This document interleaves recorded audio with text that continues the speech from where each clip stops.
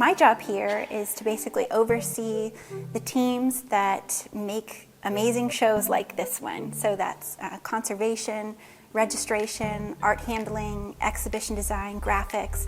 So it all comes together to make this very exciting exhibition.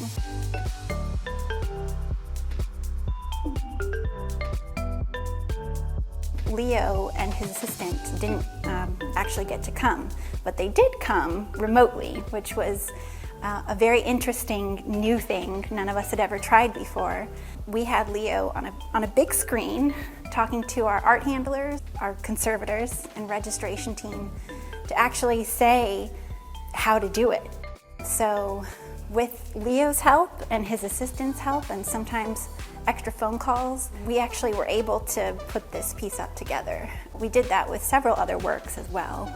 And it was great for him too. He worked in his studio, so we were able to actually get a glimpse into his working life there in New York.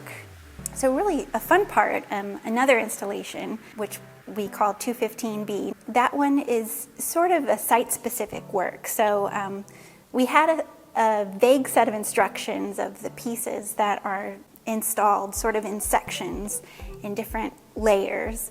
But besides that, Leo gave us instructions such as, this is just chaos, like imagine it as chaos and really take that on. There was a lot of interpretation among our art handling team to say, okay, let's put this piece over here and let's put this one here. It does sort of look chaotic and very frenzied, but it had a life to it installing it.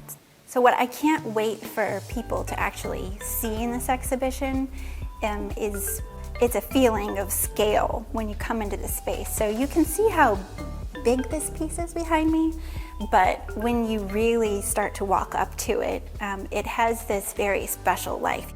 There's other pieces around the corner, like there's a cotton piece, which if you get close, it starts to get quiet around you, and it's so visceral and such an experience. It's like almost being underwater. It's very cool and unexpected. Being here has a very special presence.